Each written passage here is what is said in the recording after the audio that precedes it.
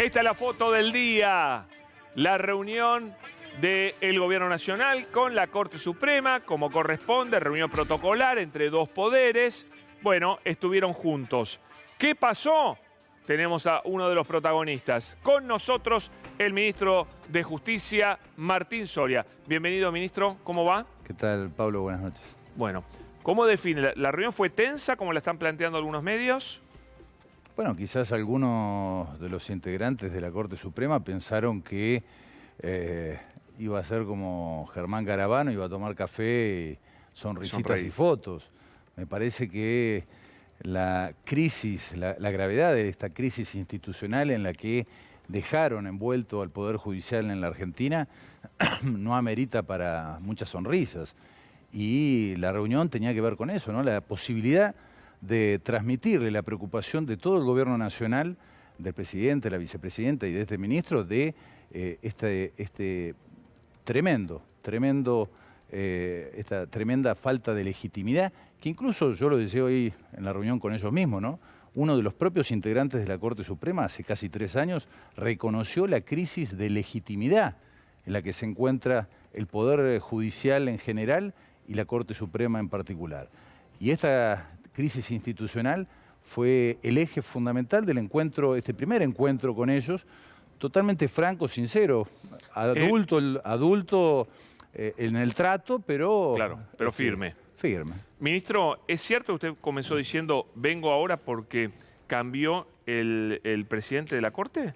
Nobleza obliga, yo lo dije públicamente y hoy, apenas empezamos la reunión, le dije, a ver, yo me había comprometido públicamente el día que asumí a reunirme con la Corte, pero claro, a las pocas semanas yo soy uno de los denunciantes de la causa de la mesa judicial, ¿no? Esos encuentros clandestinos, que también lo hablé en la reunión, entre funcionarios judiciales, jueces y fiscales, entrando a Casa Rosada y a Olivos, los días o las horas previas a dictar un fallo para las tapas de esos medios que se encargaron del linchamiento mediático, político y judicial en la Argentina durante 4 años. Y yo lo dije, la persona que hoy está prófugo en el Uruguay, Pepín Simón Rodríguez, tenía 80 llamados con quien dejara de ser presidente de esta Corte Suprema hasta hace muy poco atrás, ¿no? ¿Y eso qué generaba? ¿Que usted no pudiera, digamos, avalarlo? Sería legitimar ese accionar de quien fue el armador judicial de Mauricio Macri en esa mesa judicial. Estamos hablando de quien hoy no quiere dar explicaciones ni presentarse a una indagatoria para explicar qué hacían en esa mesa judicial donde apretaban jueces, hostigaban y perseguían a dirigentes de la oposición, ¿no? ¿Y qué dijo Rosenkrantz cuando usted dijo eso? No, nada. ¿Se quedó callado la boca? Silencio de radio. ¿Es verdad que el único que habló fue Rosati? Sí, al final. A ver, debo confesar que el temario del encuentro, cuando uno empieza a hablar con los magistrados... Eso queremos conocer, además de este tema de que... No, yo fui a plantearle la gravedad que vemos en el gobierno. No solamente la mesa judicial, los ingresos clandestinos de funcionarios judiciales y fiscales entrando al despacho de Macri en La Rosada o a la Casa de Olivos, el espionaje ilegal durante 4 años. No solamente eso, sino también el cambio de doctrinas procesales para las prisiones preventivas express, para sacar en la tapa de los diarios las detenciones. Todo este armado en el cual sumergieron en el desprestigio total al Poder Judicial en la Argentina. Y la Corte Suprema es la cabeza de ese poder del Estado. ¿Usted pedía una reacción sobre esto? Básicamente venía en esta primera reunión nada más trasladarle la grave preocupación que tiene el Gobierno Nacional y el presidente. Y obviamente también propuse soluciones. A ver, fue muy técnica también parte de la charla. No solamente hablamos de esto que te comentaba, también hablamos de la utilización abusiva, diría yo, de los plazos procesales, ¿no? Por un lado... tampoco obtuve muchas respuestas al respecto en este tema, pero hay una utilización política y abusiva de los plazos procesales. Por un lado tenés, como se los dije hoy en la reunión, la indecorosa pasividad para tratar algunos casos, por ejemplo, Blaquier. ¿Cuántos años? Un caso de lesa humanidad, que nos reclaman los derechos internacionales a todos los argentinos y a la Corte. Carlos Pedro Blaquier. 6 años durmiendo en un cajón en la Corte Suprema. Pero eso tendrá que ver con que es uno de los empresarios más poderosos del país, Carlos Pedro Blaquier. No te creas, porque por el otro lado también tenés el corporativismo judicial.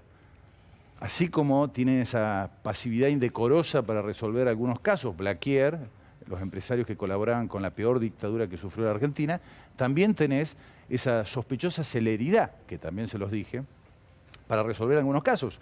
Broglie y Bertuzzi, para Saltum, uno de los casos únicos, uno de los poquitos casos que abrió la Corte Suprema para en casi 3 semanas tratar... Pero perdón, es lo mismo, siempre para beneficiar a los empresarios, para que no avancen causas complicadas o para que avancen causas que les interesan a los empresarios. La Corporación Judicial y los jueces trasladados inconstitucionalmente a dedo por el gobierno anterior. Fíjate vos la gravedad institucional que se generaron durante los 4 años del macrismo. ¿Qué otro tema le planteó? También hablamos de la posibilidad de darle soluciones, porque así como fui a manifestarle la preocupación del gobierno en estos casos puntuales, también hablamos, la última agenda judicial, que precisamente serviría para que no haya esta utilización abusiva de los plazos procesales, esta utilización política de los plazos procesales para tratar y resolver las causas.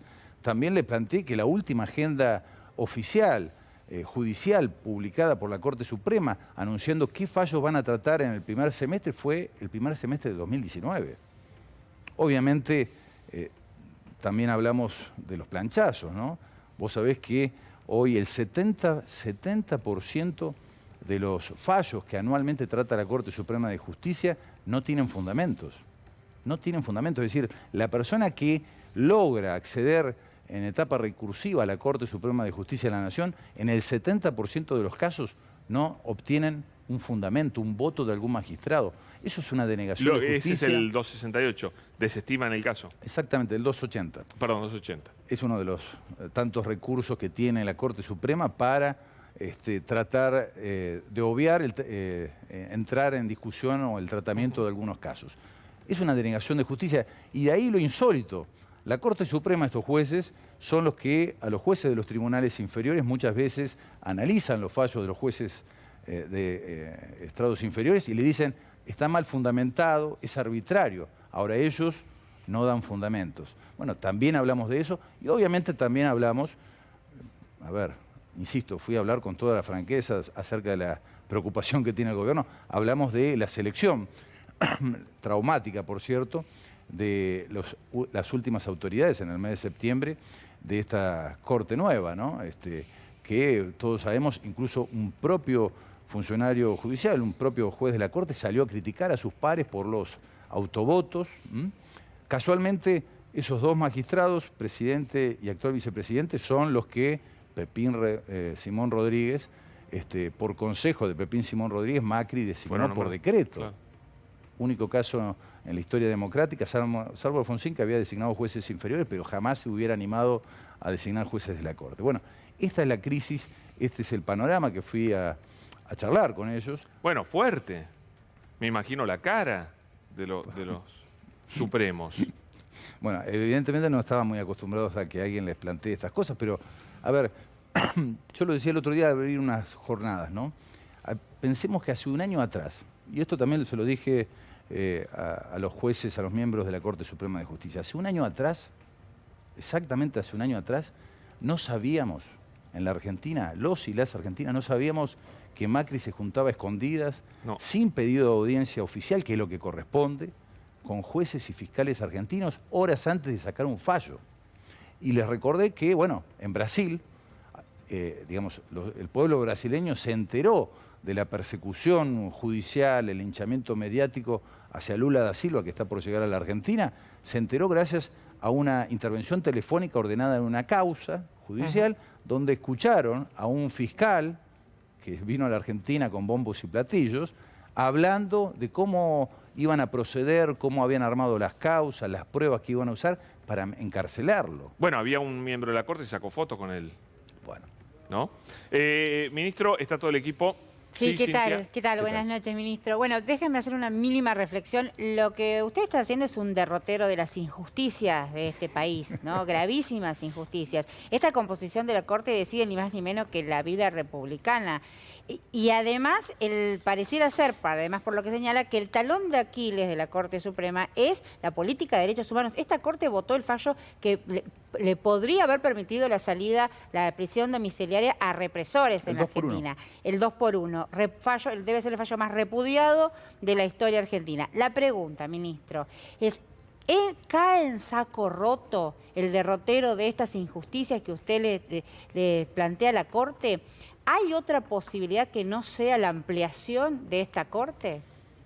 Bueno, en un tramo también hablamos de, producto también de esta crisis institucional en que está sumida la Corte, su funcionamiento y el Poder Judicial en general. Hoy vemos cómo se están tirando con hechos de corrupción. Esto no lo veíamos antes.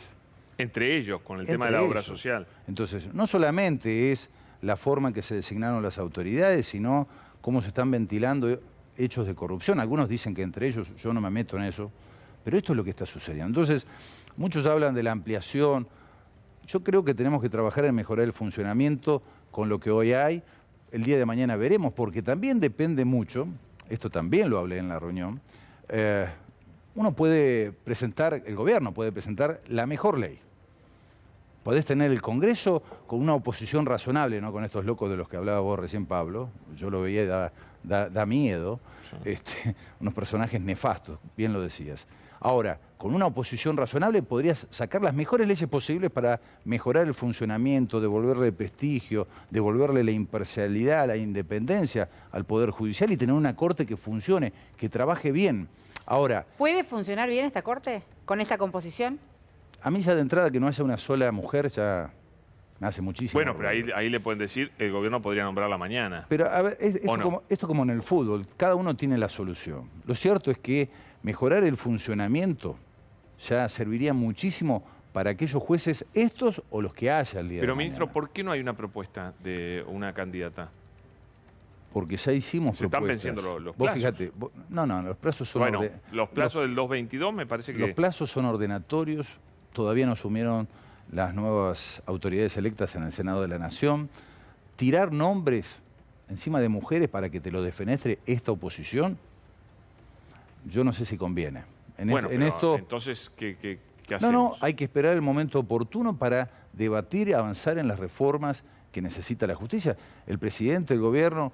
Entonces yo tengo derecho a pensar que no se nombra a nadie porque lo que el gobierno piensa es mandar en algún momento una ley al Parlamento para ampliar la cantidad de miembros de la Corte y ahí proponer no una, sino varias personas. De todo. ¿Puedo pensar eso? Todo requiere de grandes consensos. A consensos que se requiere una oposición razonable, una oposición que verdaderamente quiera trabajar para que tengamos un poder judicial digno, ágil, que trabaje, que saque fallos. Ahora, si tenemos una oposición que lo único que quiere es voltear al gobierno y a la Argentina y a todos nosotros adentro, es muy difícil. Andrés, sí, y después ministro, ¿qué tal? Buenas noches. ¿Qué va a suceder en esa misma línea, ¿no? También de los temas que quizás van quedando pendientes al gobierno en materia de justicia con la designación del procurador? ¿Se va a avanzar en el proyecto de ley que está en el Congreso y después de eso el gobierno va a buscar tratar el pliego de Rafecas? ¿En qué situación ha quedado eso? Bueno, es parte de todo lo que hoy también hablábamos con la Corte, ¿no? Insisto, vos podés presentar los mejores proyectos, podés defenderlos, pero si no contás con esos consensos básicos que tenemos que construir, lo ha dicho Cristina en cartas, lo ha dicho el propio presidente de la Nación en varios de sus discursos.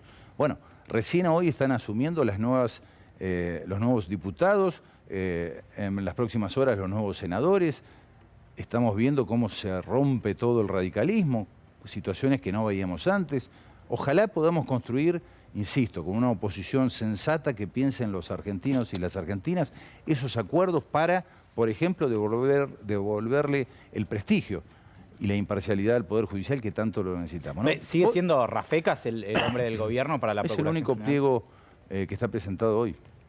Ministro, buenas noches. Se habló del periodismo de anticipación, por decirlo de algún modo, porque muchas veces las tapas de los principales diarios anticipan fallos judiciales que muchas veces vinculan a la Corte o a tribunales inferiores. Sí, de hecho lo dije. Es parte de esa parcialidad que se muestra hacia afuera muchas veces en algunas decisiones de la Corte Suprema, tiene que ver también no solamente con la mesa judicial, con el hostigamiento o el linchamiento mediático, también se ve precisamente esa utilización política de los fallos en la anticipación mediática. Pero ministro, así como había reuniones de Macri con jueces, hay reuniones de miembros de la Corte Suprema con lobistas de grupos mediáticos. Muchas reuniones.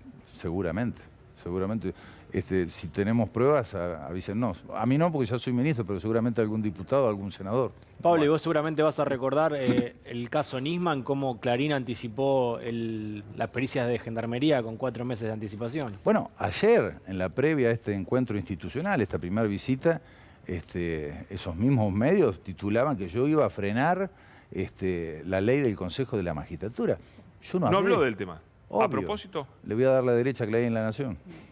Porque hoy salió Clarín a decir el olvido del ministro, se olvidó de mencionar el tema. A ver, esa es la diferencia, y se los dije a los miembros del tribunal justo antes de que terminara la reunión, ¿no? Yo les dije muy claro, yo no vengo a hablar del fallo que ustedes están anticipando por esos medios que van a sacar de una ley, fíjense, ¿no? 2006. Sí. 2006, pasaron 15 años. ¡Qué velocidad! Y recién ahora se dan cuenta que era inconstitucional cuando casi el 75% de los funcionarios judiciales están nombrados por esa ley. Designados por esa ley. Es una vergüenza. Hace casi 5 años, perdón, casi 4 años que este fallo respecto de la constitucionalidad del Consejo de la Magistratura, de la ley del Consejo de la Magistratura, que insisto, es del 2006, hace más de 4 años que duerme en un cajón en la Corte Suprema.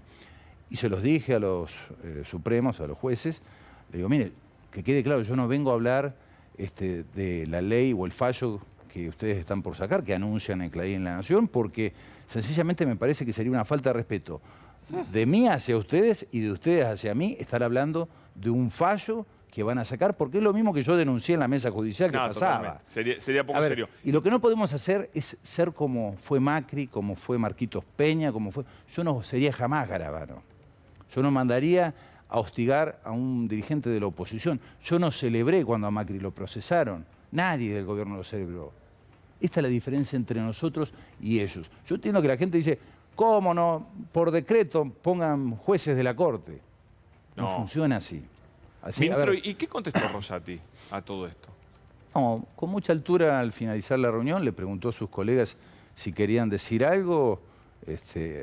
Creo que estaba todo dicho. No dijeron nada. Rosati tuvo unas palabras ahí, mostró en algún momento, muy cortésmente, obviamente, la preocupación, eso me lo trasladó, acerca de las vacantes que hay en el Poder Judicial. Le volví a reiterar, obviamente, que yo no iba a hablar del fallo que están anunciando el Consejo de la Magistratura, que es una preocupación, obviamente le manifesté, del gobierno, así como también las vacantes. Esto me estoy acordando ahora, así como también las vacantes que tenemos hoy en el Ministerio Público Fiscal, que son mayores todavía. Por eso la importancia de reformar también el Ministerio Público Fiscal. A ver, Argentina va hacia el sistema acusatorio y tenemos un procurador interino hace 4 años y en el medio un nivel de vacantes en el cuerpo de quienes tienen que llevar adelante y conducir la política criminal. Una locura. Como la fiscalía. ¿Cintia? Sí, 2 cortitas. Una, mencionaba recién las juras del Congreso, a las que hacía referencia Pablo. La diputada Victoria Villarroel juró por las víctimas del terrorismo, ¿no? Por eso me pareció fundamental cuando hablaba yo de la utilización política de los plazos procesales, ¿no? Y les remarcaba a los jueces de la Corte esto de la indecorosa pasividad para algunos casos, como los casos de lesa humanidad, de violaciones de derechos humanos. De hecho, le transmití, porque fue desde el Ministerio de Justicia un reclamo de la familia, el caso Santiago Maldonado, hace 21 meses, 21 meses que la familia espera que esta Corte resuelva. Y lo miraban impávidos, o sea, por favor le pido, o sea, era usted hacía un recorrido, un monólogo en el sentido que no había interacción. No queda bien que yo hable de la cara de los jueces, a ver. Pero no llegaron ahí sin poder poner una cara de piedra, ¿no es cierto? Eso está claro, ¿no? Para muestra falta un botón. A ver, yo en un momento se los dije, lo dije también la semana pasada al abrir un congreso internacional, Estamos en un momento único y tenemos que darnos cuenta de la trascendencia de eso. Insisto, hace un año atrás no sabíamos todo esto. Hace un año atrás no pensábamos que esas causas armadas para el linchamiento mediático, político y judicial en la Argentina se iban a caer a pedazos. Y se cayeron. Yo sé que les duele muchísimo a esos operadores judiciales, mediáticos y políticos que se prestaron a sumergir a la justicia en este desprestigio. Ahora, los pueblos, y esto es lo que decía en el Congreso hace unas semanas atrás, en este Congreso Internacional, los pueblos, las sociedades, los estados avanzan, crecen colectivamente cuando pueden festejar y celebrarse éxitos. Tener una buena justicia sería uno de ellos. Pero también avanzan y crecen cuando son capaces de tolerar, de tolerar esa verdad que a veces nos duele. ¿Y por qué no esto que yo ocurrió? fui a hacer hoy... No tenemos más tiempo. Y esto que fui a hacer hoy... Perdón. No, está bien. Esto que La fui a hacer reforma hoy judicial. es ir a mostrarle la verdad que suele ser la única realidad.